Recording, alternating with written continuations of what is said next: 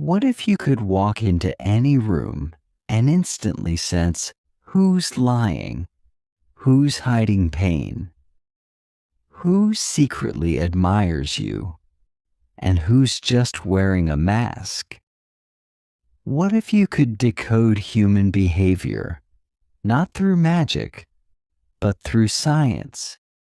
Every blink, every shift, every pause tells a story.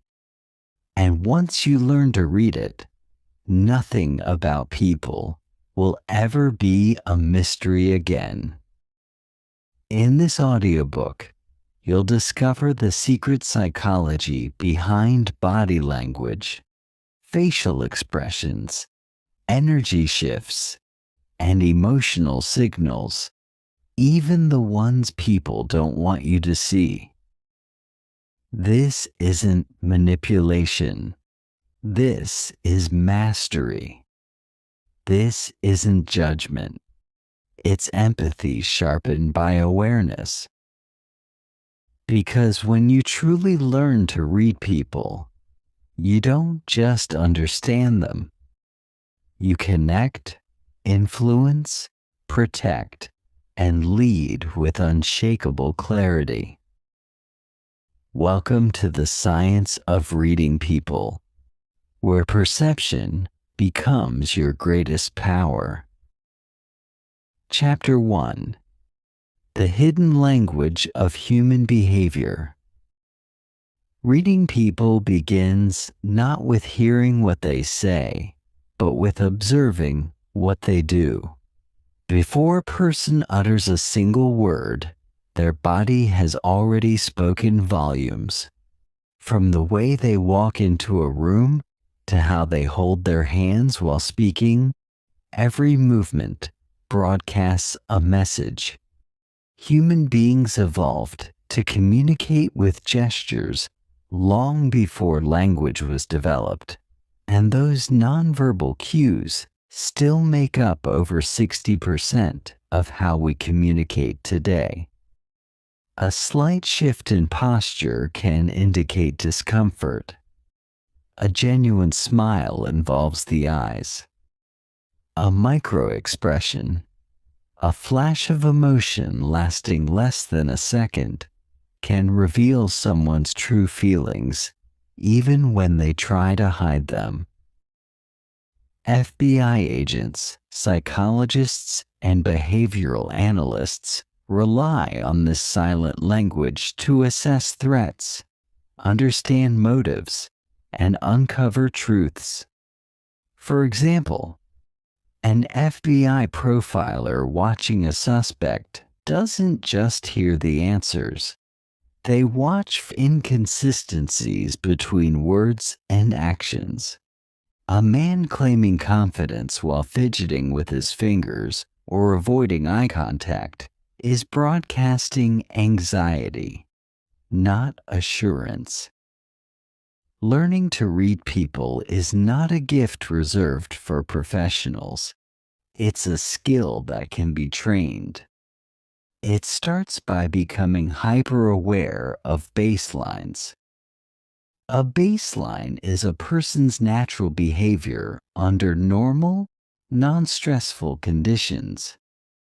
Once you understand how someone behaves when they're calm, any deviation, rapid blinking, shallow breathing, crossing arms, may indicate inner conflict or discomfort. It doesn't mean they're lying, but it does mean something has changed. Consider the handshake. A firm grip can signify confidence or control, while a limp one might indicate passivity or insecurity. Eye contact is equally telling. Too little might show shyness or deception, but too much can signal dominance or even aggression. The key is context. No gesture should be interpreted in isolation. Crossed arms might suggest defensiveness, or simply that the room is cold. Real mastery in reading people involves pattern recognition. Just like a chess master sees multiple moves ahead, a skilled observer notices the microshifts in energy, facial muscles, posture, and tone of voice. Take the example of mirroring. When people like each other or feel aligned, they subconsciously mimic each other's body language. This is rapport in action. When mirroring breaks, say one person leans back while the other leans forward, it could indicate a disconnect or disagreement. Facial expressions are the most universally understood cues. Psychologist Paul Ekman identified 7 universal emotions: happiness, sadness, anger, fear, surprise, disgust, and contempt, each with specific facial patterns.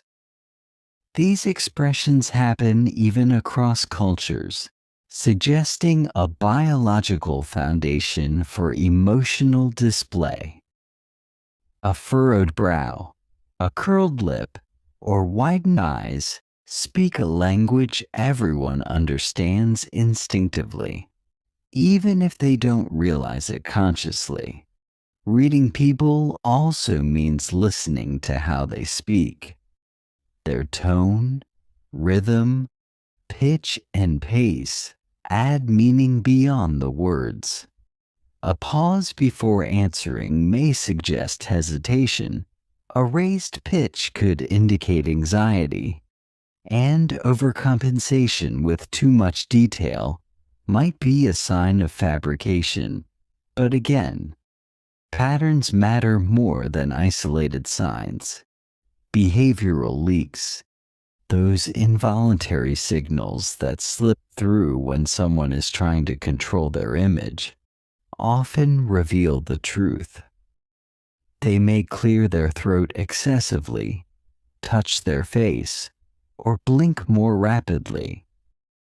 These are not proof of lying, but signs of stress, and they warrant deeper observation. To be a true people reader, you must also become a master of empathy. Understanding people is not about judgment, it's about awareness. The more you understand how emotions, experiences, and intentions shape human behavior, the more accurately you can interpret what you see. The science of reading people is part observation, part psychology, and part intuition trained through practice. It requires a curious mind, an observant eye, and the ability to listen deeply, not just to words, but to silences, hesitations, and gestures. As we move through the world, every interaction is a lesson, and every person is a book waiting to be read. Chapter 2: Decoding the Face, Emotions That Cannot Lie. The face is the ultimate truth teller. While words can be shaped, censored, and twisted, the face often betrays the real story. In less than a second, a person's facial muscles can reveal emotions they haven't even fully processed yet. These are called microexpressions, fleeting flashes of true emotion that bypass conscious control. A person may smile politely, but a brief downward pull at the corners of the mouth can signal sadness. They may nod in agreement, yet their eyebrows knit in a frown that suggests doubt. These contradictions between verbal and nonverbal cues are gold mines for anyone learning to read people. Understanding microexpressions begins with recognizing the 7 universal facial expressions, scientifically proven to be shared by all humans, regardless of culture or language. These are happiness, sadness, fear, anger, surprise, disgust, and contempt. Each has a unique configuration of facial muscles. Happiness involves the eyes crinkling at the corners, not just the upturned lips. Sadness pulls the inner corners of the eyebrows upward and may cause the lower lip to tremble. Fear widens the eyes and stretches the mouth horizontally. Anger lowers the eyebrows and flares the nostrils. Surprise raises the eyebrows and opens the mouth. Disgust scrunches the nose and raises the upper lip. Contempt appears as a one-sided lip raise. To train your eye to catch these signals, you must learn to slow down your observations and heighten your awareness. Imagine watching someone in slow motion. Their reaction when they receive bad news. Their fleeting expression when their name is mentioned unexpectedly, or the tension that flickers across their face before they speak. These quick flashes are more reliable than rehearsed responses. In fact, many law enforcement agencies, security professionals, and intelligence officers are trained to detect these involuntary facial signs because they often reveal more than interrogations ever could. But everyday people can also learn this skill. The secret lies in mindful observation. Begin with noticing symmetry. Genuine emotions are usually symmetrical. A genuine smile, called a Duchenne smile, engages both sides of the face and reaches the eyes. A forced smile usually involves only the mouth. The eyes remain flat, lacking the sparkle of true happiness. Another powerful cue is the eyebrow flash. When people greet someone they like or are interested in, they often quickly raise their eyebrows for a split second. It's a nonverbal welcome signal, one that can be used to gauge attraction or social comfort. Conversely, a sudden tightening around the eyes or a clenching of the jaw might indicate suppressed anger or anxiety. Another valuable clue lies in the eyes themselves. While the old saying claims the eyes are the window to the soul, in reality, they're windows to the nervous system. When people feel aroused, whether due to attraction, fear, or stress, their pupils dilate. When they're focused or hostile, their gaze becomes fixed and narrow. Rapid blinking may suggest anxiety, while staring too long can be interpreted as aggression or control. Understanding these subtleties allows you to get ahead in conversations and negotiations.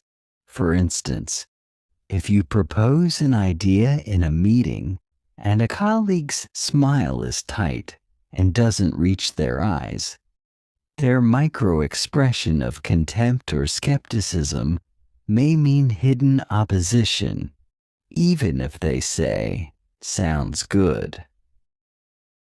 The face also tells stories about comfort zones.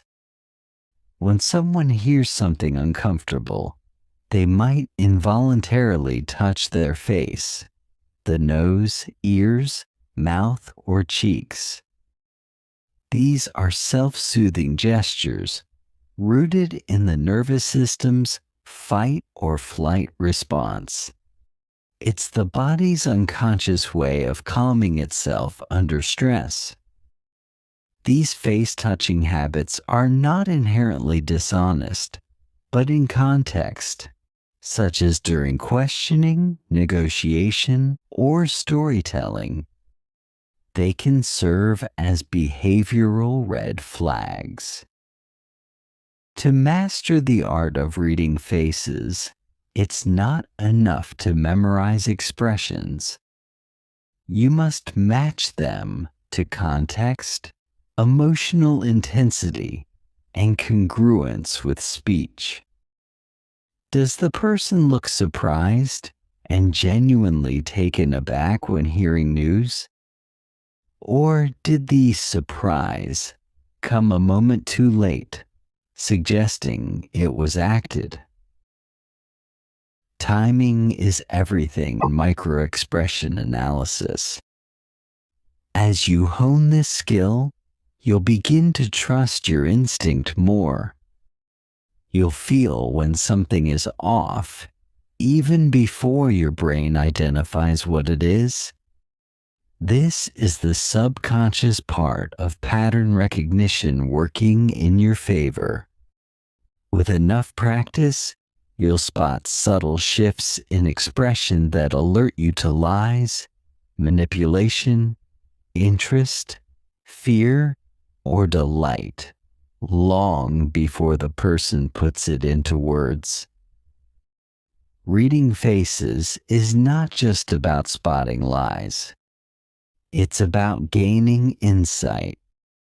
It's about connecting deeper with people and understanding what they feel but don't say. It's about becoming emotionally intelligent, socially aware, and perceptive. When you know what to look for, the face becomes a map, and every wrinkle, twitch, and blink is a landmark on the road to human truth. Chapter 3: Body Language. The silent messenger of the mind. Before people open their mouths, their bodies start speaking. The way someone enters a room, stands during a conversation, or shifts weight from one leg to another is not random. It's a story in motion. Body language is the most ancient and honest form of communication, rooted in evolution and refined by survival. Our ancestors had to detect danger, trustworthiness, and intention not by words, but by observing movement and posture. Today, we are still hardwired to respond to those cues, whether we realize it or not. Every gesture, conscious or unconscious, transmits a signal. Open palms suggest honesty and openness. Crossed arms can indicate defensiveness or discomfort. Leaning forward shows interest and engagement. Leaning back might signal dominance, arrogance, or disengagement. The key is not to isolate these signals, but to observe them in clusters and patterns. One gesture may be meaningless on its own, but when several signals align, the message becomes clear. For example, if someone crosses their arms, avoids eye contact, and leans away, that trio likely means discomfort or resistance. Posture is a primary indicator of confidence or insecurity. Confident people tend to stand tall, with shoulders back and head held high. Insecure or submissive individuals often make themselves smaller. Hunched shoulders, downward gaze, hands folded in front of the body. In group dynamics, Confident individuals often take up more space. They stretch, lean back, gesture widely. This is a territorial signal, often subconscious. When someone invades another's personal space, it can be a sign of aggression, dominance, or intimacy, depending on the relationship. The feet are the most honest part of the body. While people often control their facial expressions and hand gestures, they rarely think about their feet. If someone's feet point toward the door during a conversation, it may mean they want to leave. When engaged and interested, a person's feet point toward the individual they're speaking with. Shifting weight frequently or tapping toes may indicate impatience or nervousness. Hand movements also carry powerful messages. When someone uses their hands to emphasize speech, open gestures, palms facing upward, it usually signals openness, honesty, and confidence. Hands behind the back, in pockets, or constantly fidgeting may indicate discomfort or a desire to hide. Steepling fingers, placing fingertips together to form a triangle, is a classic power gesture, often used by those in control or trying to assert dominance. Touching the neck or rubbing the back of the neck is a classic self-soothing signal, often indicating uncertainty or stress. Scratching the head can mean confusion or searching for the right words. Wrists exposed during conversation often signal vulnerability or openness. Clenched fists, on the other hand, suggest tension or suppressed frustration. Mirroring. When someone subconsciously mimics another person's posture, gestures, or speech pattern, is a powerful indicator of connection and rapport. When people like or respect each other, they mirror each other naturally. This is the body's way of saying, we're in sync. If someone suddenly stops mirroring, it can be a sign that the connection has broken or discomfort has arisen. Proxemics, the study of personal space, is another key element. Different cultures have different norms, but in general, the closer someone stands, the more intimate or aggressive the interaction. In most cases, people maintain about 18 to 24 inches of personal space with strangers. Standing closer may indicate familiarity, affection, or dominance, while stepping back may signal withdrawal or discomfort. You must also be aware of pacifying behaviors, actions that people use to calm themselves when they feel anxious, guilty, or uncertain. These include rubbing the palms, playing with jewelry, smoothing clothes, or repetitive touching of objects. These gestures help relieve internal tension and often occur when someone is under stress, hiding something, or uncertain about what they're saying. The key to mastering body language is not just to notice it, but to observe deviations from normal behavior. Every person has their baseline, how they act when relaxed. When their behavior suddenly changes, even slightly, it signals a shift in emotion or thought.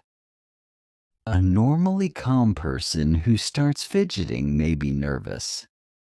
A usually expressive speaker who suddenly becomes stiff may be hiding something. These deviations are where the truth hides. Context matters. Crossed arms in a cold room don't mean defensiveness.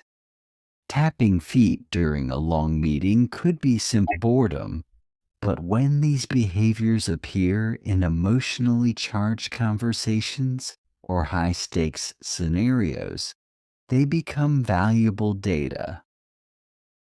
Reading body language is not about making instant judgments. It's about developing a deeper awareness. It trains you to slow down, observe carefully, and connect more honestly. With enough practice, you'll walk into any room and feel the emotional temperature without a word being said. You'll recognize who's lying, who's nervous, who's in control, and who's pretending. This ability is more than power, it's empathy, precision, and emotional intelligence in motion. Chapter 4: The Voice Behind the Words, a Decoding Vocal Cues. Words are powerful, but how they are spoken often reveals more than what they actually say. The tone, pitch, pace, volume, and rhythm of a voice create a secondary layer of communication that can either reinforce or contradict the message. The science of reading people includes learning to listen between the lines, hearing not just what is being said, but how it's being said. This is called paralanguage, and it plays a critical role in human connection and deception detection. Tone is the emotional flavor of speech. It colors every word and gives insight into the speaker's feelings. A flat tone might suggest boredom or detachment, while a warm, upbeat tone often indicates friendliness and enthusiasm. When someone says, "I'm fine," but their tone is sharp or their pitch is tense, they're not fine. They're hiding discomfort. Skilled listeners catch the mismatch between words and emotions in the tone, not just the sentences. Pitch refers to how high or low a voice sounds. Under stress, most people's pitch rises because the vocal cords tighten. This is why people often sound shrill or strained when nervous or lying. A sudden change in pitch, especially at key moments in a conversation, may signal emotional spikes like anxiety or fear. Lower pitches, especially when consistent and calm, are generally perceived as confident and trustworthy, though forced deepening of the voice may come off as manipulative. The pace of speech also reveals important information. People who speak quickly may be excited, nervous, or trying to rush past a topic. Those who speak unusually slowly may be choosing their words carefully or deliberately hiding information. Rapid speech filled with unnecessary details can indicate anxiety or even deception, especially when it feels like the speaker is trying to convince rather than simply tell. Volume is another vocal giveaway. People naturally raise their voice when emotional, angry, defensive, enthusiastic. A sudden drop in volume can indicate shame, sadness, or secrecy. Whispered words in a normal conversation might suggest something the speaker wants to keep hidden. People who consistently speak louder than necessary may be trying to assert dominance or mask insecurity. Those who speak too softly might be afraid of confrontation or lack confidence. Rhythm and pauses are where hidden truths often live. A well-placed pause can convey confidence and control, giving weight to the words that follow.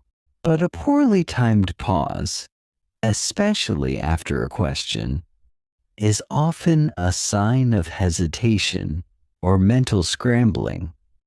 When someone hesitates before answering a simple question or repeats the question before replying, they may be buying time to construct a believable lie. Listen also for speech disfluencies. Fillers like, you know, like, and I mean. These are normal in everyday speech, but a sudden increase in disfluencies can signal nervousness or deception. The more someone tries to sound natural while concealing something, the more their verbal flow becomes uneven. The human brain struggles to multitask when lying. It must invent, suppress truth, and monitor reactions at the same time, which often results in vocal leakage. Another subtle indicator is voice crackling or throat clearing. When someone is anxious or feels pressure, their vocal cords tighten and the throat dries out. That's why people often cough or clear their throat unconsciously when about to lie or during a stressful moment. It's a physiological reaction to tension, not a sign of illness. A skilled observer also notices how a person modulates their voice across different social contexts. Does someone sound overly polite in public but aggressive in private? Do they use a different tone when speaking to someone they view as inferior? These shifts reveal how they see themselves, others, and their social status. Speech patterns also reveal dominance or submission. Dominant speakers often interrupt, speak longer, and use assertive, commanding tones. Submissive speakers may use qualifying language like maybe, I think, kind of, or ask questions instead of making statements. The words, I'm sorry, used excessively may not reflect genuine apology, but rather a conditioned response to avoid conflict or please others. When interpreting vocal cues, always match the voice to the situation. Is the speaker's emotion appropriate to the moment? Is the excitement real, or does it sound forced? Is the sadness in their voice matching the story they're telling? These alignments, or misalignments, are the key to reading truth and authenticity. Remember that the voice is connected to the emotional center of the brain. You don't just hear words, you hear fear, excitement, doubt, joy, anger, and grief. The more you train your ear, the more you'll develop a kind of emotional echolocation, detecting what others feel by how their words echo emotionally. Reading people through their voice isn't about judging or catching them in a lie. It's about tuning in. It's about listening not just with ears, but with full attention and emotional sensitivity. Whether in a business negotiation, a date, a job interview, or a family conversation, mastering vocal cues will give you the upper hand, not to manipulate others, but to understand them more deeply. Now, Chapter 5: Spotting Lies. The Psychology of Deception. Lying is a human behavior as old as language itself. People lie to protect themselves, to gain advantage, to avoid consequences, or simply to save face. But no matter how well someone constructs a lie, the body often tells a different story. Understanding the psychology of deception means recognizing that lying creates cognitive dissonance, a mental conflict between what a person knows to be true and what they are saying. This conflict generates stress, and stress leaves clues. Contrary to popular belief, liars are not always nervous, shifty-eyed, or fidgeting. In fact, experienced liars often overcompensate by maintaining steady eye contact, speaking calmly, and limiting movement to avoid suspicion. This is why baseline behavior is essential. You must know how someone behaves when they're telling the truth before you can detect deception. A deviation from their norm, no matter how subtle, often signals dishonesty. One of the first signs of deception is a disconnect between verbal and nonverbal communication. A person may say, "I'm confident in that decision," while their body shrinks, eyes dart, or hands tremble. These mismatches are called leakage, the emotional truth slipping through physical cues. A lie puts pressure on the brain, which must simultaneously invent a story, suppress the truth, monitor body language, and gauge the listener's reaction. That overload often leads to behavioral slips. Timing is a critical element. A truthful reaction is immediate because it's rooted in memory. A deceptive answer often comes with a slight delay, while the mind constructs a plausible story. If someone repeats your question before answering or pauses longer than usual, they may be stalling for time to build a lie. Liars also tend to distance themselves from the lie by avoiding personal pronouns. Instead of saying, "I didn't take the money," they might say, "The money wasn't taken by me." This distancing language is a subconscious attempt to remove ownership of the false statement. They may also use overly formal language in an attempt to sound credible or calm. Another common pattern is excessive detail. Truth is simple. Lies are complicated. Liars often add unnecessary information to sound convincing, but these extra details can appear rehearsed or forced. When someone gives a long, winding explanation for a simple question, they might be hiding something. Voice changes are another clue.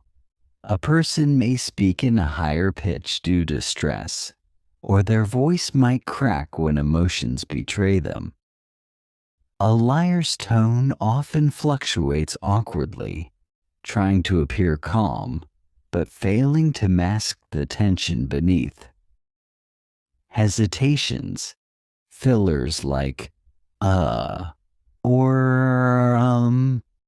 and throat clearing are also common under the pressure of deception. Watch the hands. Truthful people tend to use natural gestures that complement their speech.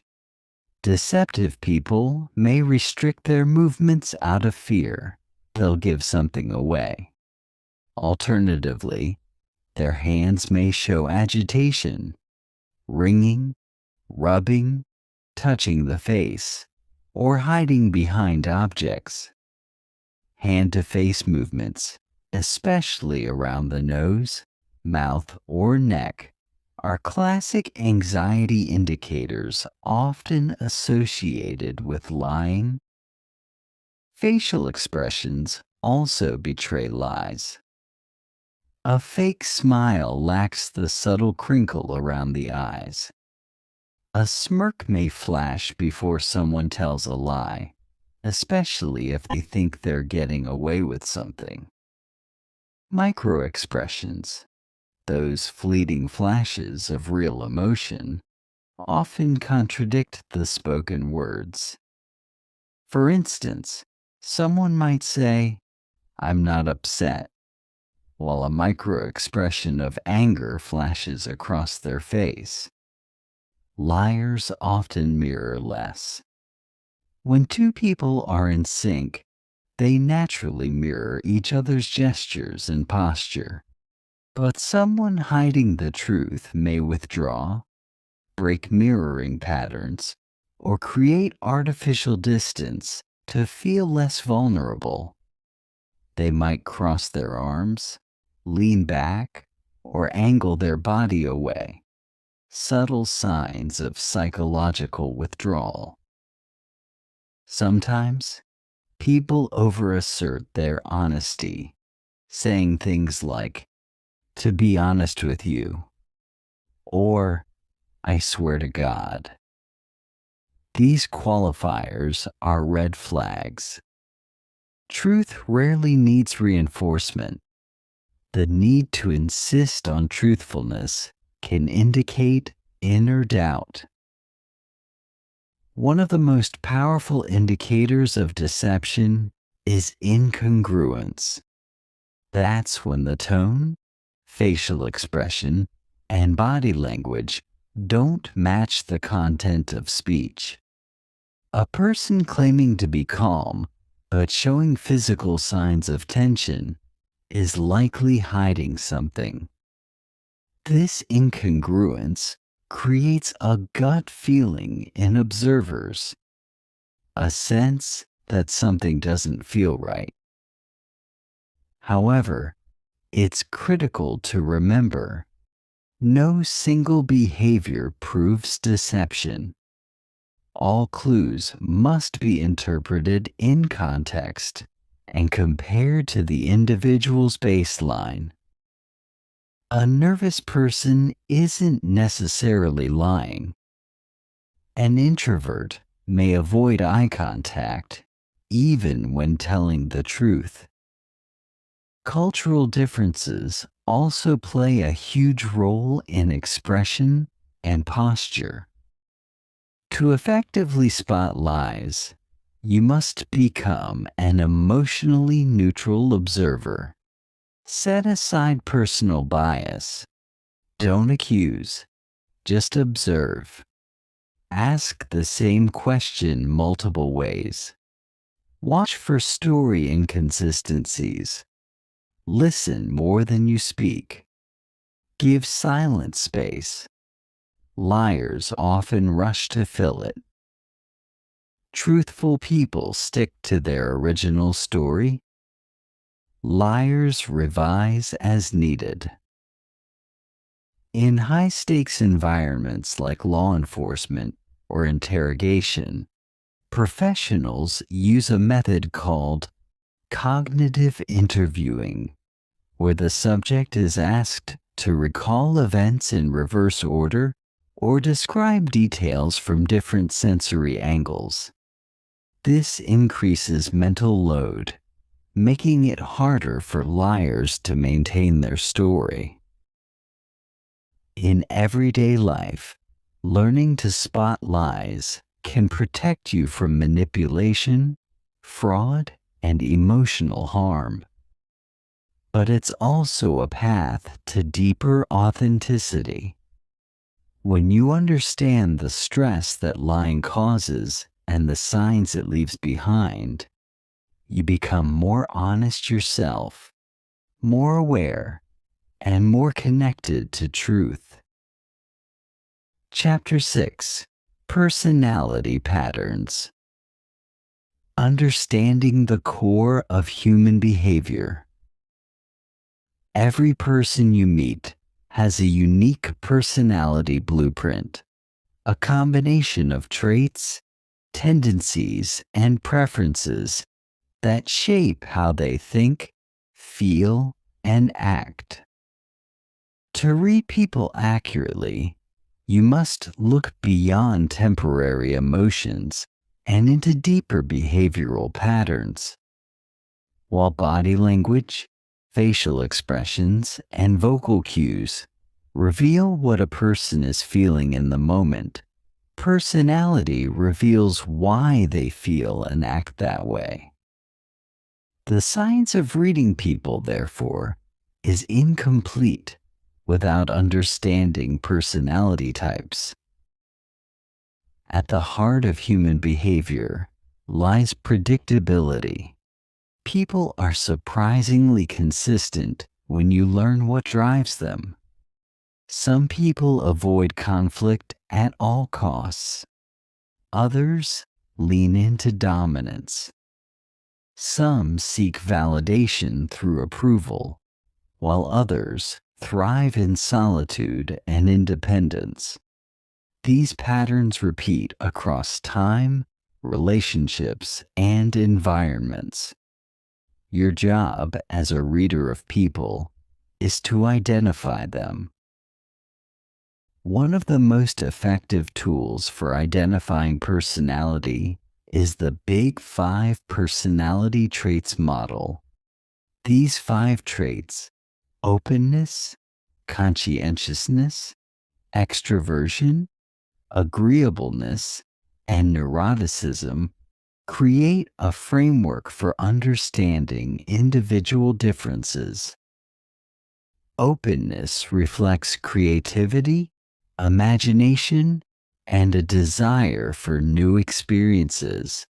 People high in openness are curious and flexible thinkers. They may wear unconventional clothing, express deep philosophical thoughts, or enjoy abstract conversations. Low openness may appear in people who prefer routine, tradition, and concrete facts. Conscientiousness reveals how organized, responsible, and goal-oriented a person is.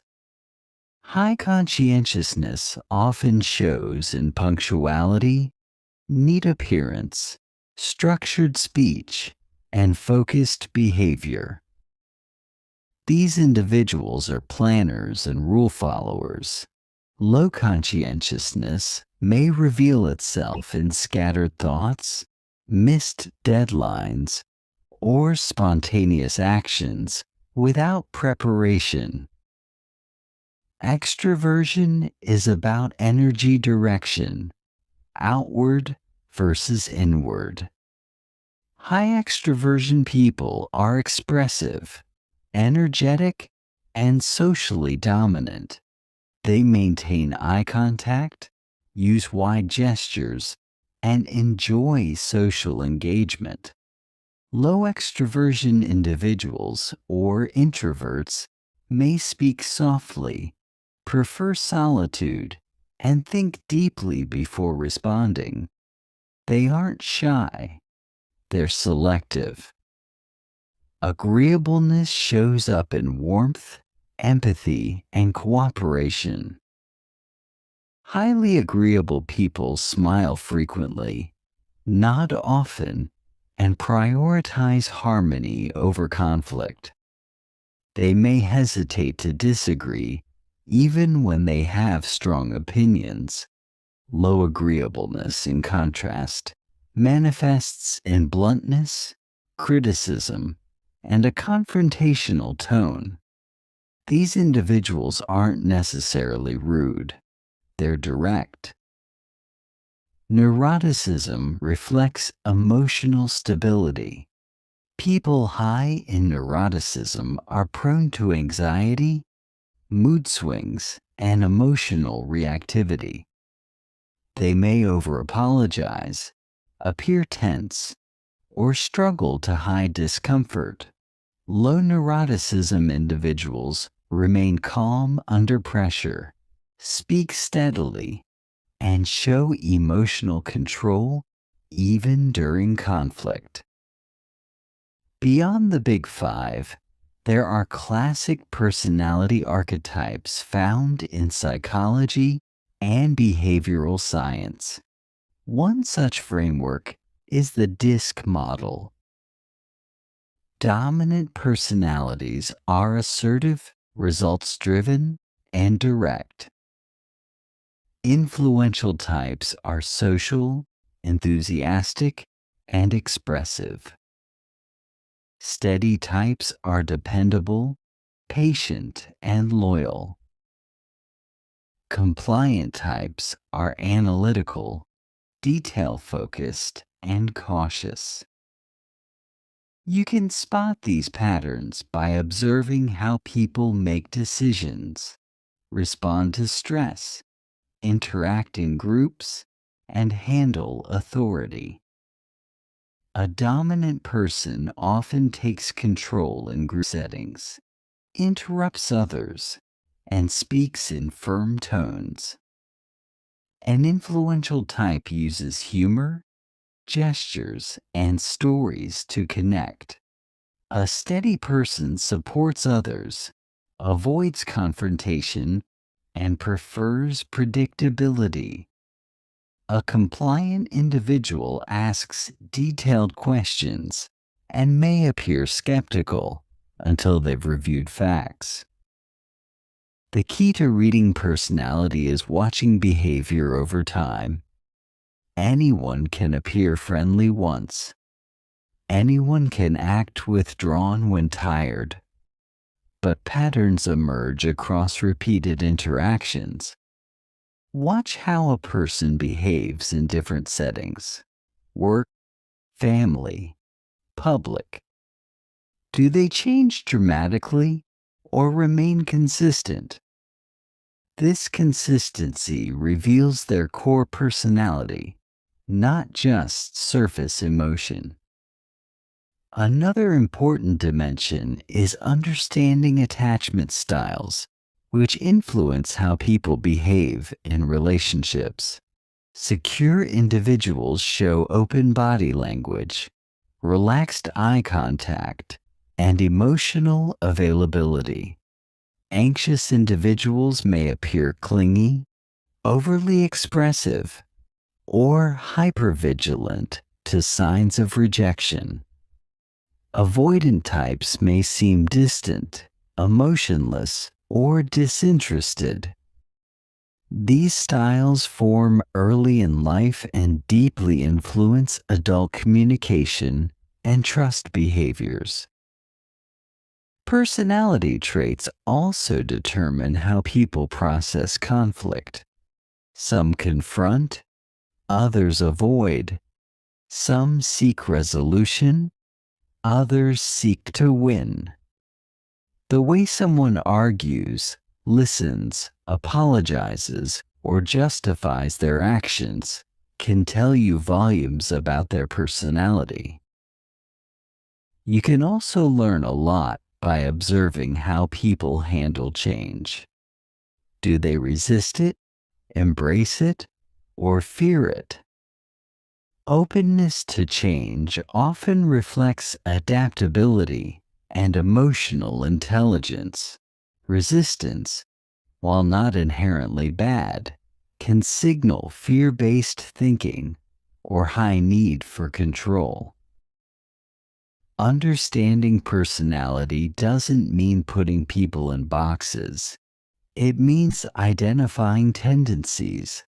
The more you observe someone, the more you begin to predict their responses. This gives you a huge advantage in relationships, negotiations, leadership, and persuasion. You know how to speak their language, appeal to their motives, and navigate their fears. When you learn to read personality, you're no longer surprised by human behavior. You understand that people are consistent, even in their inconsistencies. Their emotional outbursts, passive-aggressive comments, avoidance, or need for approval all stem from patterns deeply wired into their personality. And when you recognize those patterns, you unlock a deeper level of influence, connection, and clarity. You stop reacting to behavior and start anticipating it. You stop judging people by one moment and start understanding them over time. Chapter 7: Situational Awareness. Reading the room before the person. Before you can accurately read an individual, you must first read the environment they're in. This is called situational awareness, and it's a foundational principle in behavioral analysis, law enforcement, military intelligence, and interpersonal communication. Every person behaves differently depending on the context, their surroundings, who's watching, what's at stake, and what power dynamics are at play. To truly understand people, you must first understand the situation they're responding to. Imagine observing someone at a job interview, then at home with friends, then at a funeral. The same person will display radically different behaviors, tones, gestures, and postures in each setting, not because they are inconsistent, but because they are adapting to different environments. Skilled people readers know that human behavior doesn't exist in a vacuum. It's reactive, fluid, and shaped by context. Situational awareness begins with scanning the environment. Where is the power located in the room? Who is dominant and who is submissive? Who is being watched and who is trying to blend in? These questions help you decode not just the person, but their role in the social system. For example, in a corporate meeting, the body language of employees might seem unusually stiff, not because they're dishonest or anxious by nature, but because the CEO just walked in. In this case, stress behaviors are situational, not personal. The physical environment also influences behavior. A crowded, noisy space may lead to more closed-off body language, arms crossed, minimal eye contact, shorter speech patterns, not because someone is unfriendly, but because they're overstimulated. A person seated at the head of a table may appear more authoritative, not because of confidence, but because the position itself conveys status. The environment shapes posture, tone, and interaction style, often unconsciously. Understanding context helps prevent misinterpretation. A person checking their phone repeatedly might not be disinterested. They may be awaiting an urgent call. Someone pacing nervously before a presentation isn't necessarily lying or insecure. They may just be anxious about public speaking. Without context, these behaviors could be easily misunderstood.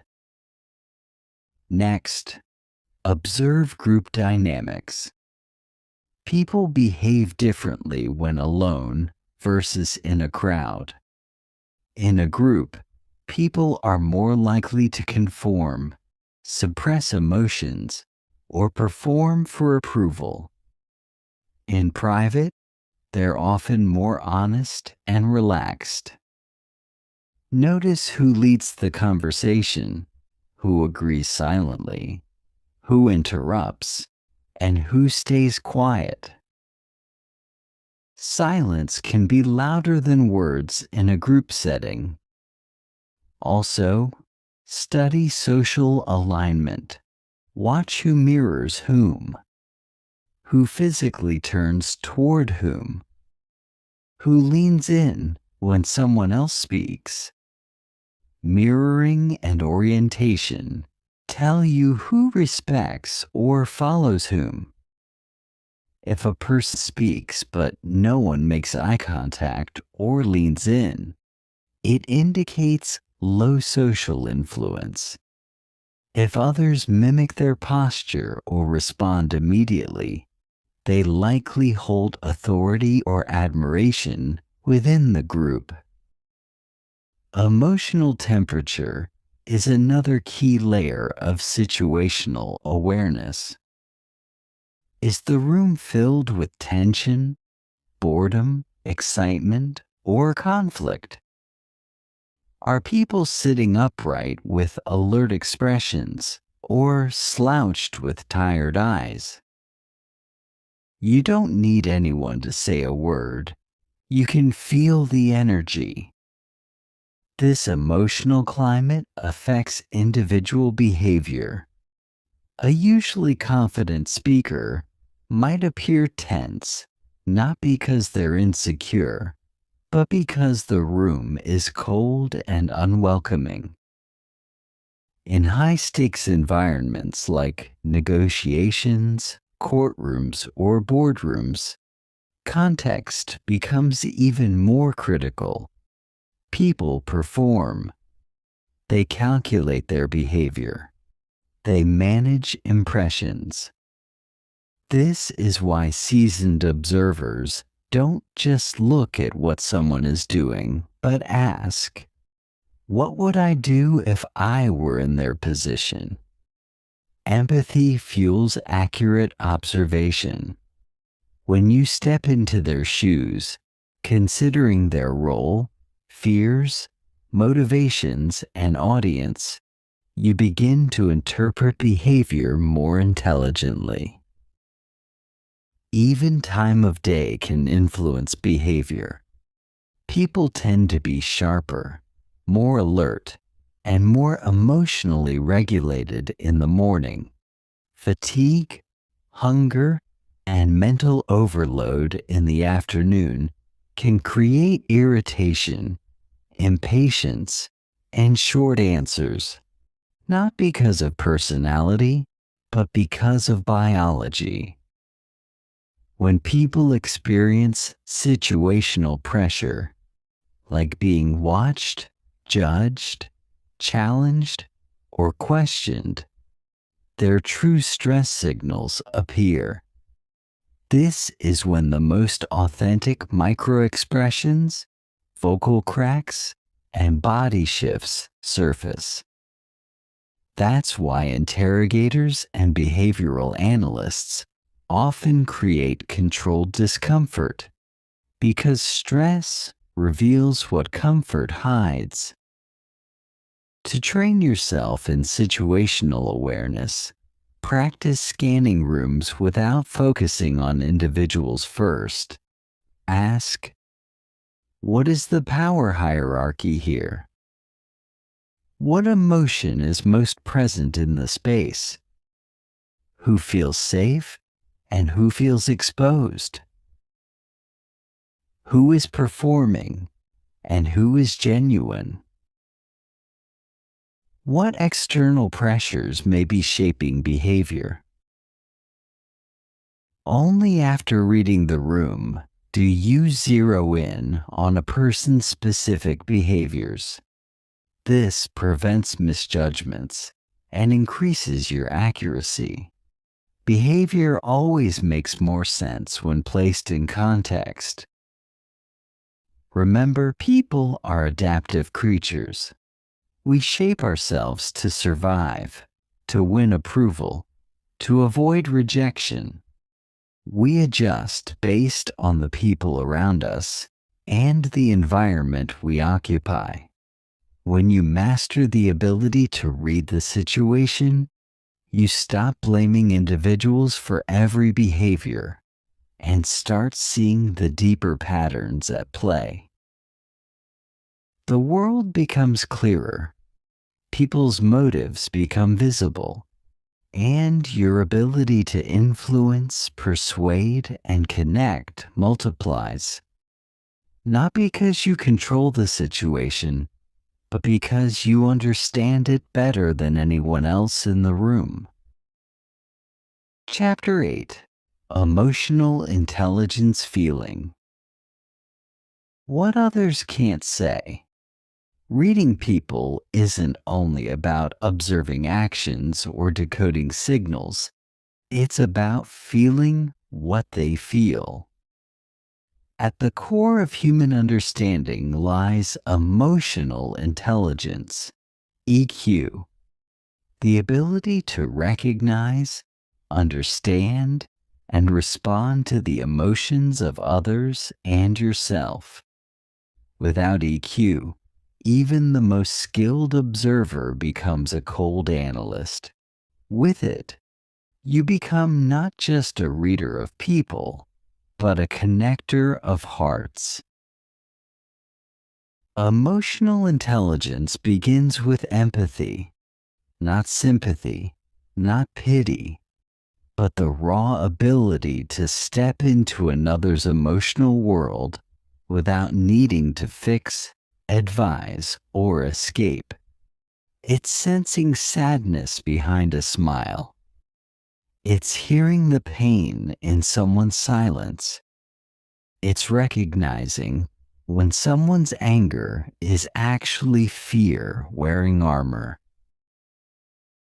To read people emotionally, you must first become aware of your own emotional state. If you're angry, tired, or distracted, your interpretation of others will be distorted. Your emotional lens colors your perception. That's why emotionally intelligent observers pause to regulate themselves before judging anyone else. When you meet someone, their emotional energy speaks before their words. Are they radiating calm or buzzing with anxiety? Are their shoulders relaxed or tense? Is their voice flat or emotionally loaded? These subtle signs are emotional cues, and people with high EQ detect them instantly. Start by listening for emotional subtext.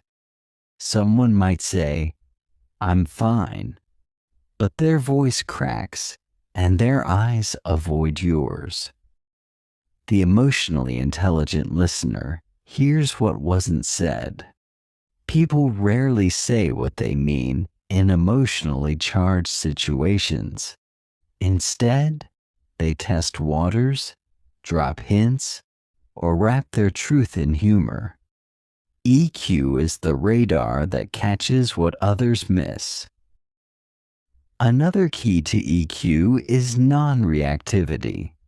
When someone shows anger or defensiveness, low EQ people escalate, raising their voice, defending themselves, or shutting down. High EQ individuals lean in. They slow down. They ask, "What's really going on?" This emotional presence disarms tension and creates trust.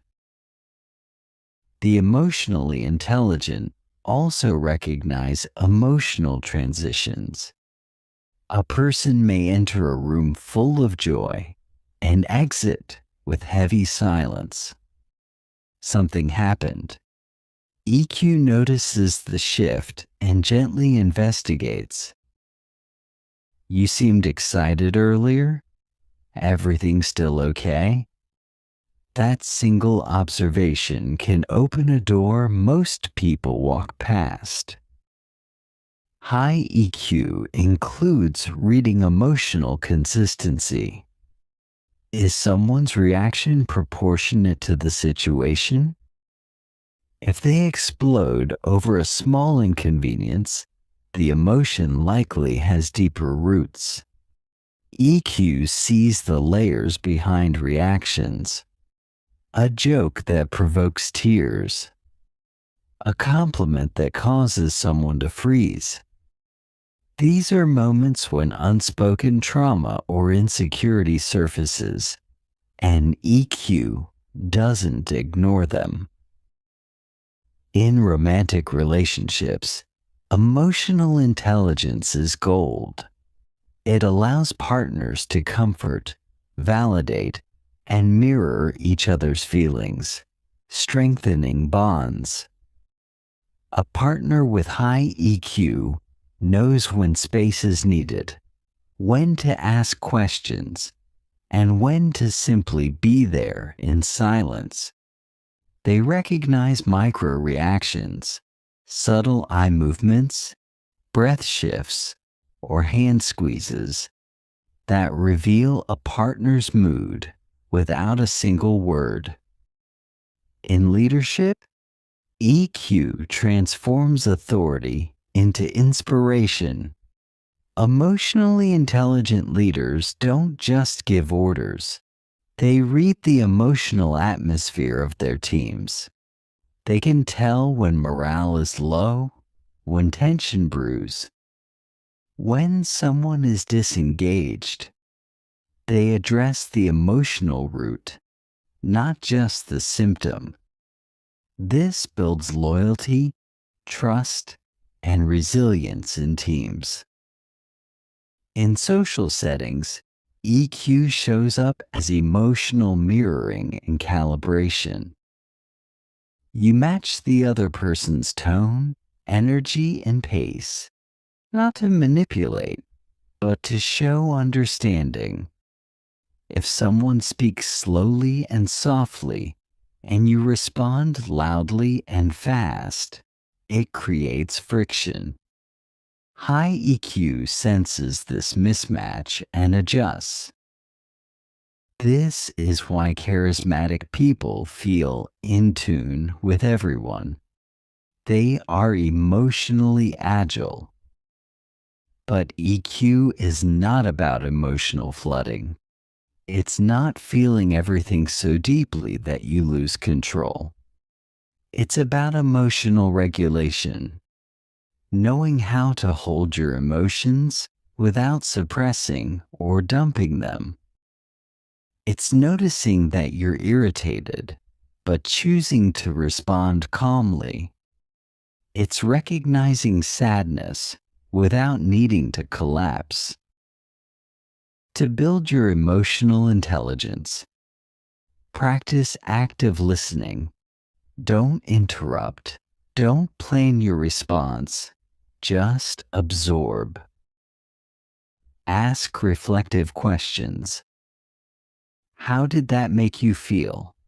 Instead of, why did you do that? Notice emotional patterns. How people react when stressed, praised, challenged. Stay present. Put the phone down. Maintain eye contact. Give full attention. Validate emotions. That sounds frustrating goes further than, don't worry about it. Emotionally intelligent people don't rush to fix others. They create space for others to feel safe in their truth. They're not perfect, but they are present. They know that every person is carrying invisible burdens, and they approach others with curiosity rather than assumption. Reading emotions is not weakness, it's strength. It's the ability to connect across barriers, calm storms before they erupt, and understand people so well that they don't have to explain themselves. It's knowing when someone is hurting, even when they smile. When you master emotional intelligence, you don't just read people. You feel them. You honor them. And in return, people trust you, follow you, open up to you, because they sense that you truly see them. Chapter 9. Intuition. Trusting the inner signal. Sometimes before the brain can name it, the body already knows it. You walk into a room and feel something is off. You meet someone and instantly feel uneasy or deeply drawn. These moments are not magic. They are your intuition at work, quietly gathering clues, comparing patterns, and alerting you before logic catches up. In the science of reading people, intuition is the bridge between experience and awareness. Intuition is often misunderstood. People think it's guesswork or emotion. But real intuition is the sum of thousands of subtle observations, processed so quickly and subconsciously that it feels like instinct. It's your brain recognizing patterns it has seen before, even if you can't articulate them. Think of a skilled poker player who folds before the final card, not because of the math, but because something in the opponent's face, hand tremor, or change in breathing gave them a signal. Or the therapist who senses their client isn't telling the whole truth, not because of words, but because their energy shifted. This is expert intuition, built from exposure, experience, and emotional sensitivity. To develop your own intuition, you must first quiet the noise. Intuition cannot compete with overthinking, constant distractions, or emotional reactivity. It thrives in stillness. When your mind is calm, you begin to feel more. You begin to notice more. Start by paying attention to your gut reactions. The human stomach has a complex system of neurons, often called the second brain. When something feels wrong, when your stomach tightens, your breath shortens, your skin tingles, don't ignore it. Your body is reacting to something your conscious mind hasn't caught yet. This is especially powerful in people reading situations. For example, you might meet someone who says all the right things, but your gut tightens every time they speak. That's your intuition picking up on subtle dissonance. Something in their smile that doesn't reach the eyes. Something too rehearsed in their tone. Something off in their body alignment. When words and energy don't match, intuition alerts you. However, intuition is not always right. and it's only as accurate as the experiences you feed it. That's why you must pair it with observation and reflection. After a social interaction, ask yourself, what did I feel? When did that feeling begin? What triggered it? Was I right in the end? The more you reflect, the more you calibrate your inner compass. With time, you'll begin to distinguish between intuition and bias. Bias comes from fear, trauma, or assumption. Intuition comes from presence, truth, and emotional intelligence. Bias judges. Intuition senses. Another key part of intuition is energetic awareness. Every person gives off a unique emotional vibration.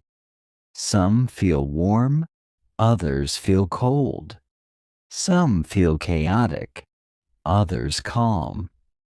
You don't need to touch or hear someone to sense their presence. You feel it when they walk in. Intuitive readers are not just watching the surface, they're tuning into the emotional frequency underneath. You can strengthen this gift through meditation, mindfulness, and emotional clarity. The clearer you are inside, the more accurate your perceptions become. Chaos within blocks clarity without. Also pay attention to dreams, symbols, and flashes of insight. The subconscious mind continues processing information long after you've left a conversation. Sometimes the truth about someone you met earlier will surface in a dream. Sometimes you'll remember something odd they said hours later. Trust those delayed downloads. They're not accidents. They're your inner mind organizing truth. Many of the world's greatest leaders, negotiators, detectives, and therapists rely heavily on intuition. They walk into rooms and read the air. They sense lies before hearing them. They feel betrayal before proof appears. Not because they're psychic, but because they've trained their mind and heart to be deeply aware. Remember this: your intuition is a sacred tool. It is not loud. It whispers. It doesn't argue, it nudges. The more you trust it, the sharper it becomes. The more you ignore it, the quieter it gets. In a world of noise and performance, intuition is your most loyal guide. In reading people, intuition fills the gaps that logic cannot. It tells you when someone is dangerous even if they smile. It shows you who's genuine, even when they speak little. It saves time, protects you, and leads you toward truth. But the foundation of all intuition is self-trust. You must believe in your own perception. When you know yourself deeply, you can sense others clearly. You no longer second-guess every feeling. You let it guide you. And in doing so, you move through life not just observing people, but truly knowing them. Chapter 10: Micro-Expressions. The truth hidden in a flash. Human beings are expressive creatures, but sometimes our faces reveal more than we intend to. Long before we speak, our emotions show up in tiny flashes across our face, barely visible but incredibly revealing. These are called microexpressions, and they're among the most reliable signs of what someone is truly feeling inside, even when they try to hide it. Mastering microexpressions is like learning to read the emotional truth beneath the mask. A microexpression is a brief, involuntary facial expression that occurs when a person either deliberately or unconsciously conceals an emotion. These expressions typically last between 1/25th to 1/5 of a second. Too fast for the untrained eye, but instantly caught by someone who knows what to look for. They occur universally, regardless of culture, language, or background. Psychologist Dr. Paul Ekman, one of the pioneers in facial expression research, identified 7 universal emotions that appear across all human faces, regardless of race or culture: happiness, sadness, anger, fear, surprise, disgust, and contempt.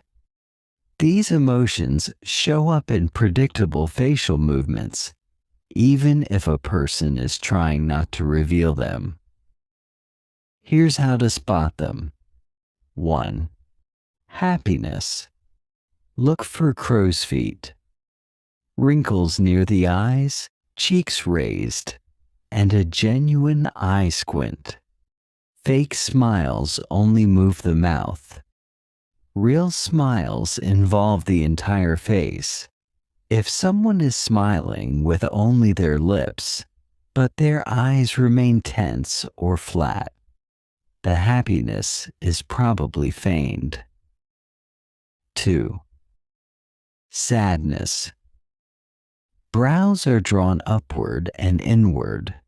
The corners of the lips are pulled down slightly, and the eyelids may droop.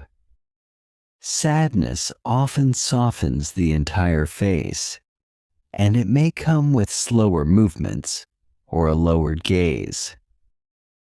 3. Anger. Eyebrows lower and pull together, eyes glare or narrow, lips tighten or press together. Anger creates tension in the entire face. Even a flash of this, followed by a polite tone, may indicate suppressed frustration. 4. Fear. Eyebrows raise and pull together, upper eyelids raise, and mouth opens slightly. Fear is often visible in the eyes first. If someone suddenly shows widened eyes and tensed features, even for a moment, they may feel threatened or caught. 5. Surprise. Eyebrows shoot up, eyes widen, and mouth opens. But unlike fear, the muscles aren't tense. Surprise is neutral and short-lived. If someone maintains a surprised look too long, it may be fake or exaggerated. 6. Disgust. The upper lip raises, the nose wrinkles, and the eyebrows lower slightly. Disgust is often associated with physical repulsion. If someone sees or hears something they find offensive or unpleasant, this expression may flash across their face even before they speak. 7. Contempt. A subtle, one-sided mouth raise. This is a complex emotion, part superiority, part dislike. Contempt is particularly dangerous in relationships and negotiations, because it indicates judgment, dismissal, or disdain. The power of microexpressions lies in their uncontrollability. While someone can rehearse their words and posture, microexpressions betray their raw emotions. This is especially useful in high-stakes conversations, job interviews, interrogations, sales pitches, or relationships where people often conceal what they truly feel. Training your eye to detect microexpressions takes practice. You must learn to watch the whole face, not just the eyes or lips. Instead of staring, let your gaze be soft and relaxed. Often, you'll feel a change before you consciously recognize what shifted. That momentary twitch in the brow, that sudden flicker of tension, it's the truth leaking out. Here are a few practical tips to sharpen your skill. Watch muted videos of conversations, then guess the emotions before hearing the sound. Replay real-life interactions in your memory. What did you feel during someone's reaction? Use a mirror to practice making the expressions yourself. Feeling them helps you recognize them. Record and slow down videos to observe facial shifts frame by frame. Microexpressions often appear during moments of emotional intensity, when someone is accused, challenged, surprised, or when they're telling a lie. These flashes may contradict their words. A person saying, "I'm not angry" with an angry microexpression is likely suppressing the truth. But as always, context is king. A microexpression is a clue, not a conviction. Don't jump to conclusions. Combine facial reading with tone, posture, timing, and baseline behavior. If someone shows a flash of fear while discussing a business idea, it might not mean they're lying. It could mean they're insecure or unsure. Your goal is not judgment, but understanding. Microexpression mastery gives you a sixth sense in communication. It lets you feel what others won't admit. It empowers you to detect insincerity, sense vulnerability, and respond with greater empathy or strategy. You become more persuasive, more intuitive, and more human. When you learn to see the flicker behind the smile, the tightening jaw during praise, the momentary sadness in someone's eyes, you're no longer just reading people. You're connecting with what's real. Chapter 11. Spotting Manipulators. How to detect hidden agendas. In the complex world of human interaction, not everyone is honest, kind, or well-intentioned. Some people wear masks not to hide vulnerability, but to control, deceive, and manipulate. These individuals are often skilled at playing roles, creating illusions, and bending reality to serve their goals. To protect yourself and others, you must learn to recognize manipulators, not through paranoia, but through pattern recognition, behavioral awareness, and emotional clarity. Manipulators aren't always obvious. They rarely show up shouting or snarling. In fact, they're often charming, attentive, and well-spoken. They know how to say what you want to hear, how to push your buttons, and how to twist your emotions subtly over time. Their power comes from their ability to mask intentions and exploit weaknesses. One of the first signs of a manipulator is inconsistency. They say one thing, do another. They promise, then disappear. They shift stories, change opinions, or deny earlier statements. This inconsistency isn't due to forgetfulness, it's a tactic. By keeping you confused, they gain control. When you're unsure of what's real, they step in to define reality for you. Manipulators often use flattery as a weapon. They compliment you not to uplift, but to disarm. They build trust quickly, showering you with praise and validation, so you let your guard down. Then, once they have emotional leverage, they begin to take. If someone seems too interested, too quickly, if their admiration feels excessive or rehearsed, pause and examine their intent.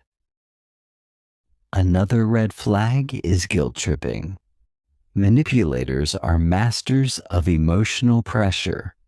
They say things like, "After all I've done for you, this is how you treat me.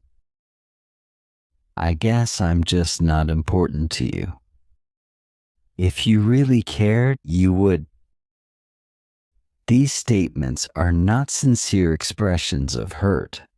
They're strategic plays designed to make you feel responsible for their emotions and actions. They hijack your compassion and use it to control your choices. Also, beware of gaslighting. This is a form of psychological manipulation where the person makes you doubt your memory, perception, or sanity. For example, "I never said that. You must be imagining things. You're too sensitive. You always overreact. You're the one causing all these problems." Over time, gaslighting erodes confidence, leaving you dependent on the manipulator's version of reality. If you constantly second-guess yourself around someone, that's a warning sign. Manipulators also love to use triangulation, bringing in a third person to validate their point or create jealousy. They may say, "Everyone agrees with me. You're the only one who doesn't get it. My ex never treated me this way." Even your friends think you're overreacting. This technique isolates you and makes you question your judgment. It subtly positions the manipulator as the reasonable one and you as the irrational one. In relationships, manipulators often oscillate between idealization and devaluation. At first, you're perfect, everything they've ever wanted. But once they sense emotional control, the charm fades. Criticism begins. You're not good enough. You're too much. Then, when you pull away, they love bomb you again. Just enough to pull you back in. This cycle is addictive and emotionally damaging. Manipulators avoid accountability.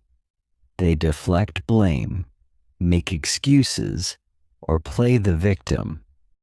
If you confront them, they may cry, explode, or accuse you of being the problem. Their goal is not resolution, it's power. They don't want to grow, they want to dominate. To protect yourself, you must listen to your emotional responses. Do you feel drained after talking to them? Do you feel small, guilty, or anxious? Do your words get twisted? Do you walk on eggshells? These are not normal dynamics. They're indicators of manipulation. Watch for pattern control tactics such as interrupting or dominating conversations, ignoring your boundaries or testing your limits, using silence or withdrawal as punishment, turning others against you through gossip or lies. These behaviors aren't about communication. They're about psychological control. But here's the truth. Manipulators only thrive where self-trust is weak. The more you trust your gut, set clear boundaries, and value your emotional reality, the less power they have over you. Here's how to protect yourself. Name the behavior. Don't rationalize or excuse it. Say, "This is manipulation." Set boundaries early. "I'm not okay with this. That's not how I remember it." Limit access.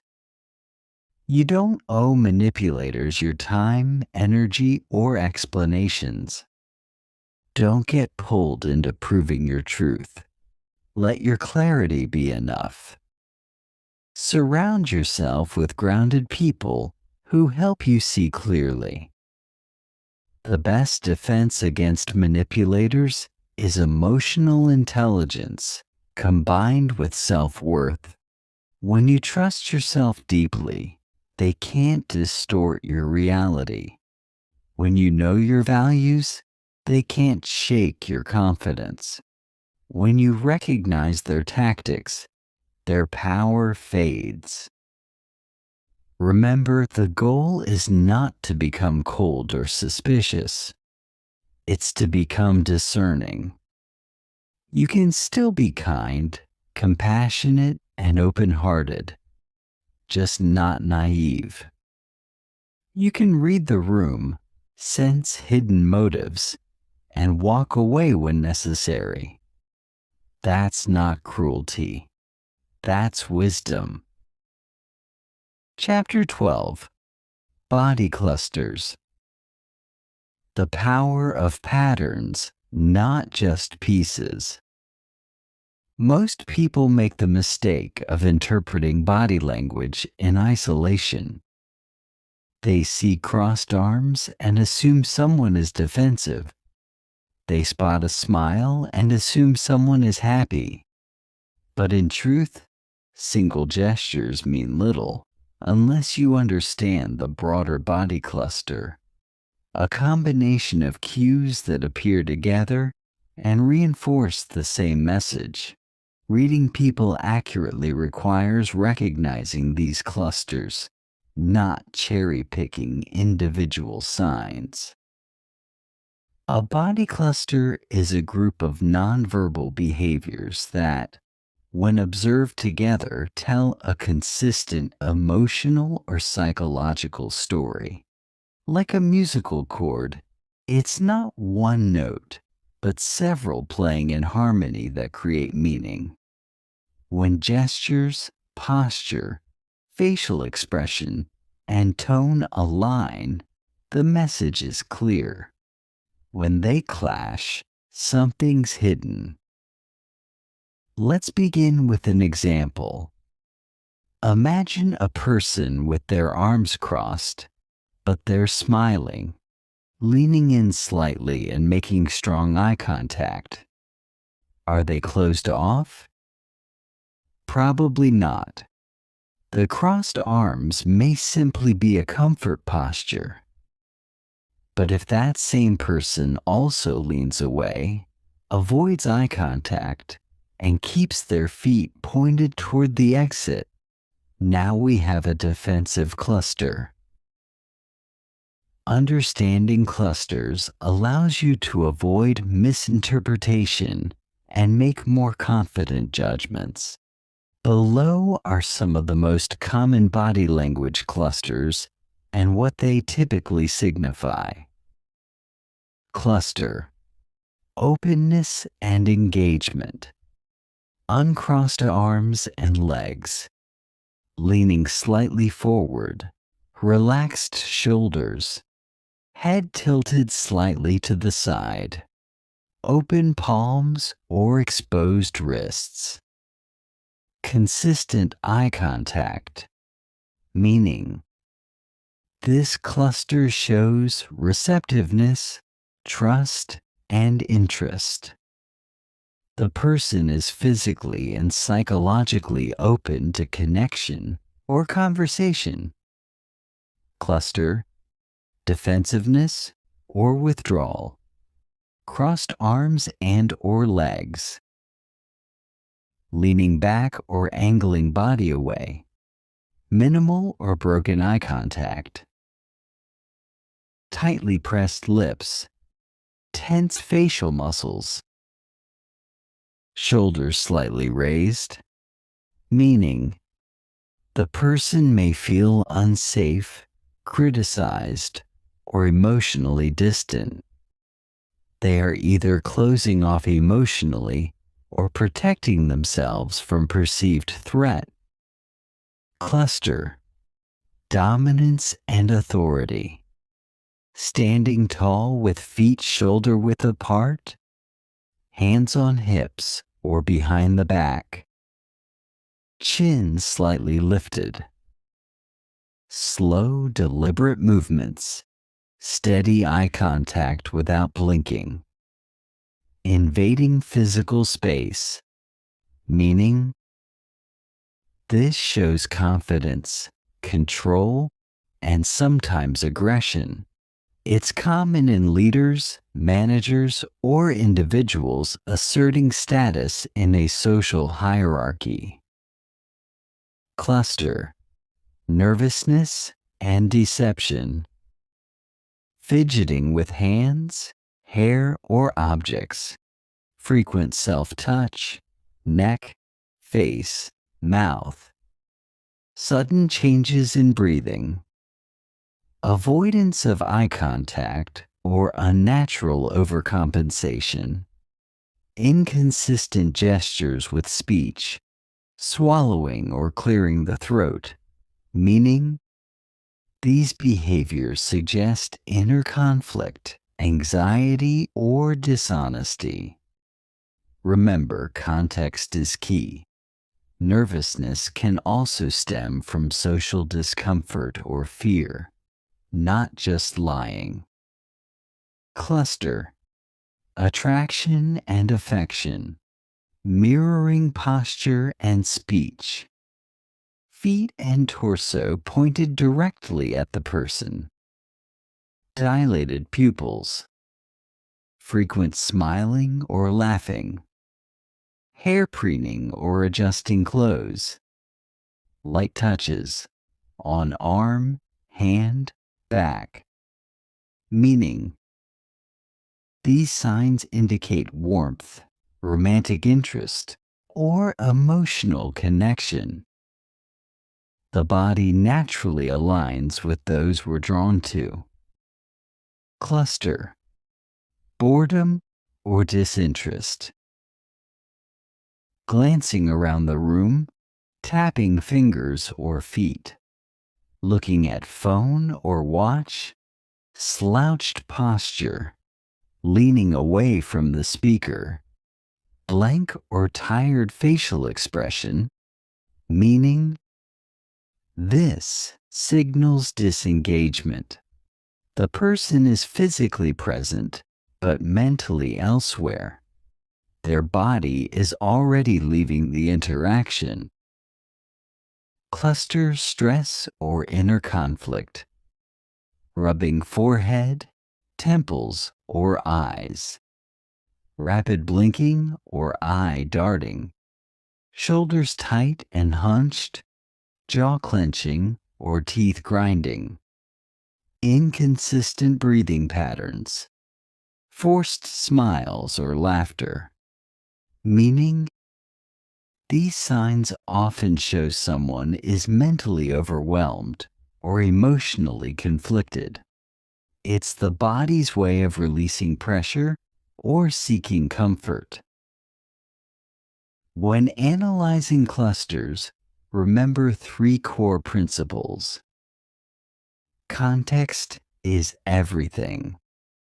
A single gesture like arm crossing may mean defensiveness in one scenario, but comfort in another.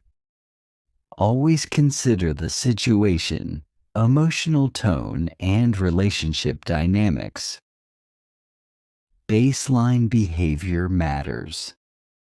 If someone always taps their fingers or avoids eye contact, it might just be their natural rhythm, not a red flag.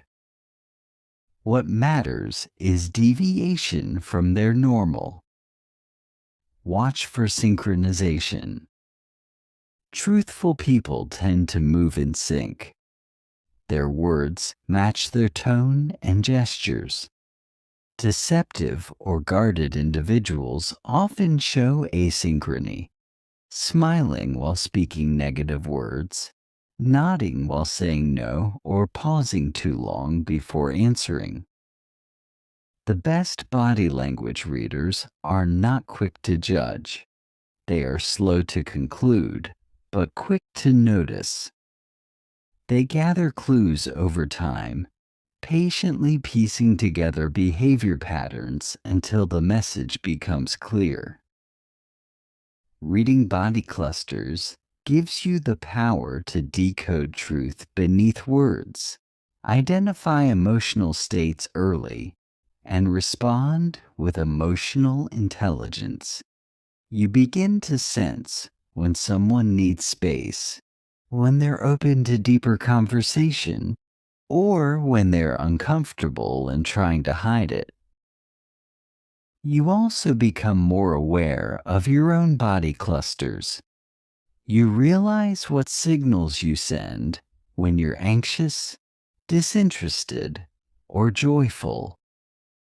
This self-awareness allows you to communicate more clearly, reduce misunderstandings, and build deeper rapport. In the end, reading people is not about memorizing gestures. It's about tuning into harmony or disharmony in the orchestra of behavior. It's about listening to the unspoken symphony of emotions, movements, energy, and intention. Chapter 13. Building Trust Through Observation. From Reader to Connector. Reading people is not just a skill for interrogation rooms or negotiation tables. It's a gateway to deeper human connection. When you understand people, when you see them clearly beneath the layers, they feel it, they sense it, and this builds something rare in our fast, distracted world: trust. Trust isn't given freely, it's earned, slowly, silently, through consistent presence, genuine curiosity, and unspoken understanding. The science of reading people, when used with empathy, becomes the art of making people feel safe, seen, and respected. So how do you turn your skills of observation into real trust? The first step is non-judgmental awareness. When someone senses they're being watched to be judged, they close up. But when they feel they're being noticed with kindness, with openness, with no agenda, they open like a flower in sunlight. People don't want to be fixed. They want to be felt. They want to be accepted, even in their confusion, their fear, their messiness. Your job is not to diagnose or control. Your job is to be a mirror that reflects without distortion. When you read someone with neutrality, they lean in. They begin to trust. Next comes emotional attunement. This is the ability to adjust your energy to meet someone where they are. If someone is sad, you don't rush them with cheerfulness. If they're excited, you don't weigh them down with seriousness. You match their rhythm, not to imitate, but to respect their emotional space. This tuning in is subtle, powerful, and instantly builds trust. Trust also forms through consistency of observation. When someone sees that you remember details about them, what they said, how they reacted, what they value, they feel important. They feel held in your attention. And attention is love in action. For example, if a colleague once shared their anxiety about public speaking, and weeks later you ask, "How did your presentation go?" That moment tells them, "I see you. I remember. You matter." This creates a bond far deeper than small talk ever could.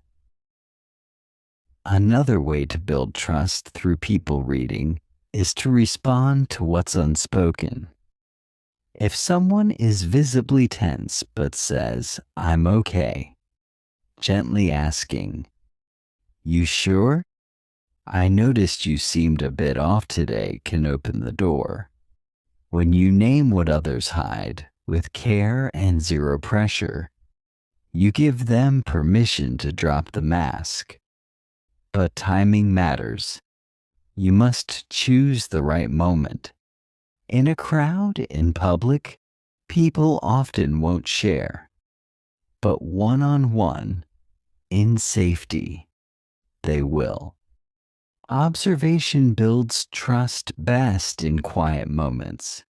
After the meeting, during the walk, on the drive home when walls are lower and masks slip. There's also the trust that comes from letting people reveal themselves over time. Skilled readers are patient. They don't push. They observe, wait, and allow truth to unfold. When people feel you're not rushing to categorize or expose them, they relax. They reveal more. Trust deepens. Trust also grows when you mirror vulnerability. When you share something real about yourself, something human, not polished or rehearsed, you invite others to do the same. It tells them, this is a safe space for truth. People open up to those who risk opening up first. It's important to understand that building trust doesn't mean always agreeing. Sometimes trust is built in gentle challenge, in calling out a lie with love, in questioning a pattern you notice, in refusing to enable self-deception. If done with respect and care, this strengthens the bond, not breaks it. Here's the key. People trust those who both see clearly and care deeply. If you see but don't care, you become cold and clinical. If you care but don't see, you become naive and easily manipulated. But when you combine perception with compassion, your presence becomes medicine. To become a connector, ask yourself daily, did I make anyone feel truly seen today? Did I notice something others missed? Did I reflect someone's truth without judgment? Did I use my observations to understand, not control? Trust isn't built in grand gestures. It's built in eye contact, held a second longer. In remembering someone's name, in asking follow-up questions, in hearing the pause behind their words, in saying, I noticed. These small acts of attunement are the bricks that build lasting human bridges. When you master the science of reading people, you don't become manipulative. You become magnetic. People want to be around you because they feel safe. They don't know why exactly, but they feel lighter, freer, more themselves. That's because you're doing what few people do, truly paying attention. And in a world full of noise, the one who listens deeply, silently, sincerely, will always be the one others trust. Chapter 14: The Art of Calibration. Adjusting your approach. Based on what you see, reading people is only half the power. The other half lies in what you do with what you see. That's where calibration comes in. Calibration means adjusting your words, your energy, your timing, and your behavior based on the signals others are giving you. It's the ability to respond, not react, in a way that builds connection, avoids friction, and influences others effectively. Think of it this way. Reading people gives you the data, but calibration is the response strategy. A great communicator doesn't just notice someone is closed off. They shift their tone to become more gentle, back off slightly, or change topics. A persuasive leader doesn't push harder when they sense resistance. They pause, ask questions, and move sideways instead of forward. Calibration is the difference between being right and being effective. Start with presence. To calibrate well, you must stay present. You can't be in your head planning your next line. You have to feel the room, notice micro reactions in real time, and adjust quickly. A slight frown, a shoulder pullback, a delayed nod. These subtle signs tell you when to pivot. If you miss them, you bulldoze the conversation. Great calibrators are watchers first, speakers second. Observe the feedback loop. Every time you speak or act, you get feedback. Facial expression, body language, tone shift, energy level. Are they leaning in or pulling away? Laughing or silent? Responding with warmth or going cold? These cues help you know if your approach is working. If your joke lands flat, calibrate. If your advice triggers defensiveness, recalibrate. If your question sparks curiosity, lean in deeper. Calibration isn't manipulation, it's adaptation. It shows emotional intelligence, social awareness, and respect for the other person's experience. Calibrate your energy.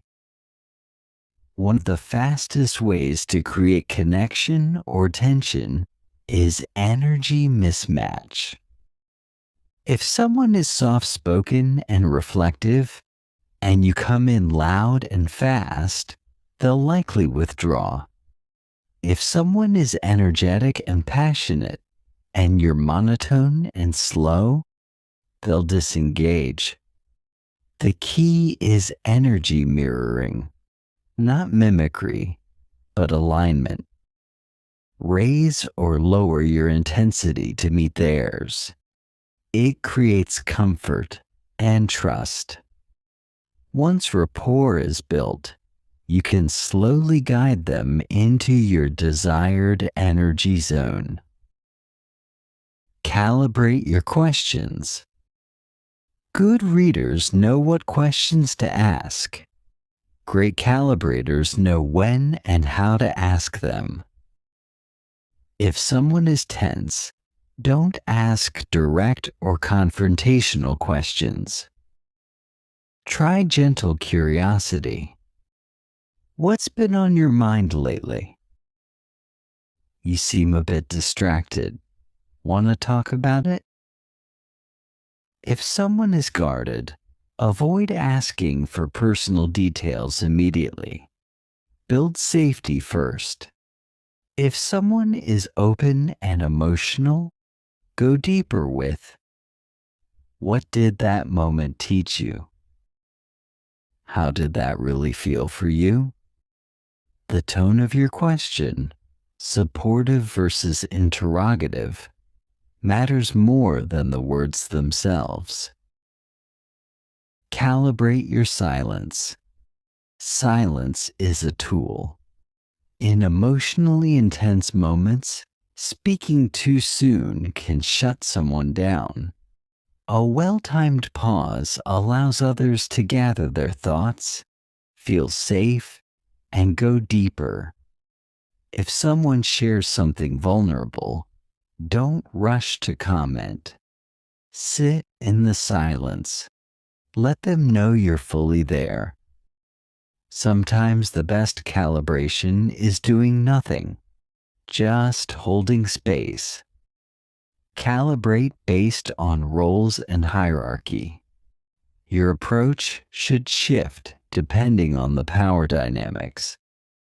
You don't speak to a nervous intern the same way you do to a confident CEO. You don't challenge a client like you would a close friend. Understanding someone's role and how they see themselves helps you calibrate your communication style. High-status individuals often prefer direct, concise language. Sensitive individuals respond better to warmth and validation. Analytical thinkers appreciate logic and structure. Emotional types want to feel heard before being offered solutions. Know your audience, then adjust. Calibrate in conflict. In conflict, calibration becomes survival. If someone is angry, you don't match their volume. You lower yours. If they blame, you don't defend. You reflect. If they shut down, you don't push. You soften. The goal is not to win, but to de-escalate and understand. Emotionally intelligent calibrators disarm defensiveness, not by being passive, but by being centered and responsive. Calibrate your boundaries. Calibration also means knowing when not to adjust. Some people will try to pull you into their chaos, guilt you into over-explaining, or dominate your time. In these cases, the best calibration is firm boundaries with calm delivery. I hear you, but I'm not available right now. Let's talk about this when we've both had time to think. I'm not comfortable with that approach. You don't have to match someone's chaos to honor their emotions. Calibration as influence. When done with integrity, calibration becomes a superpower of influence. You guide conversations, resolve tension, spark connection, and make people feel deeply understood, all without forcing, faking, or dominating.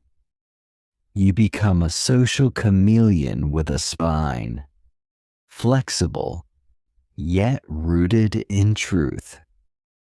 In moments of high emotion or importance, people remember how you made them feel.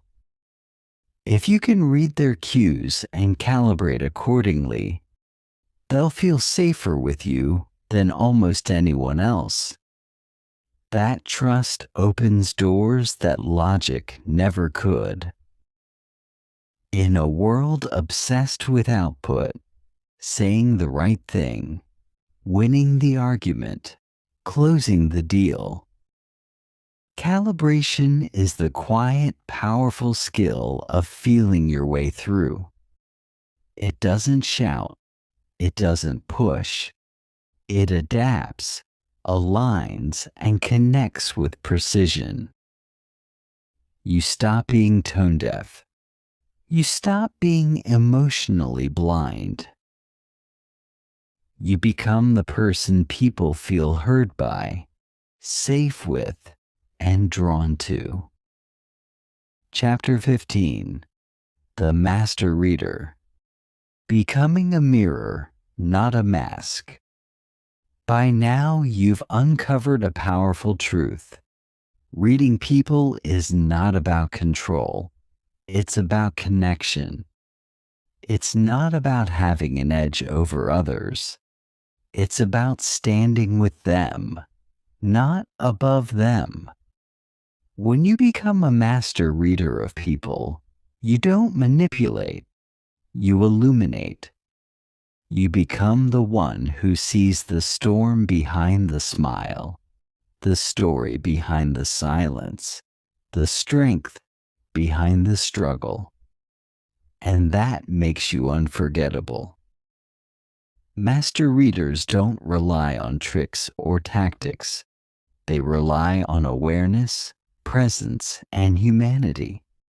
They walk through life with a quiet clarity, tuned into more than just words.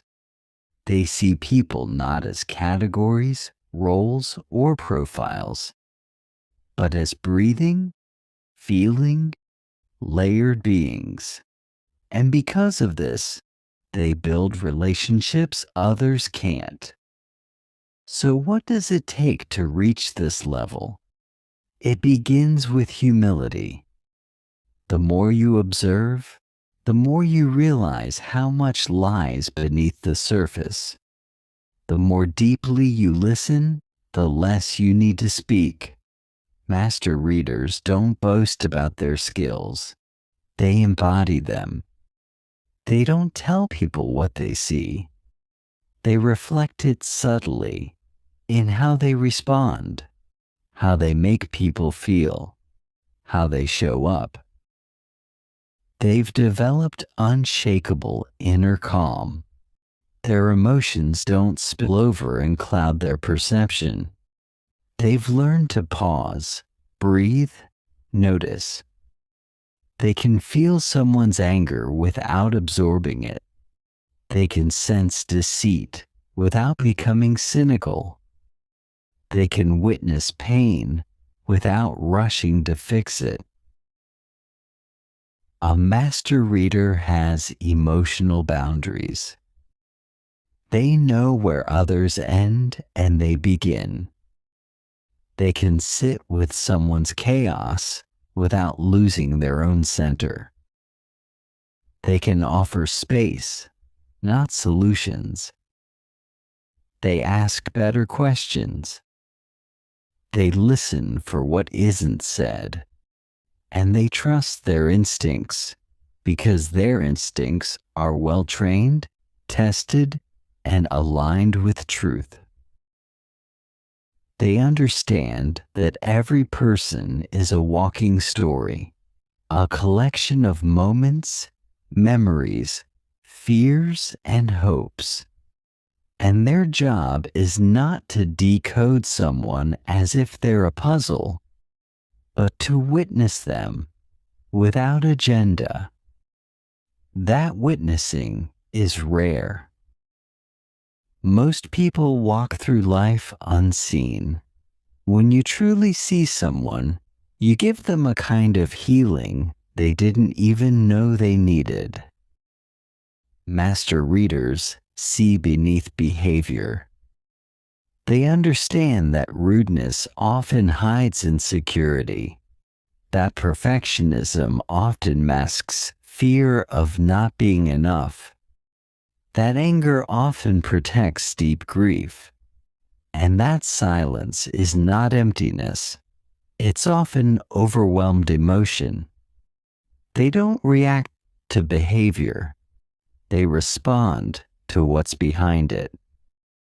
They also know when to speak and when to remain silent.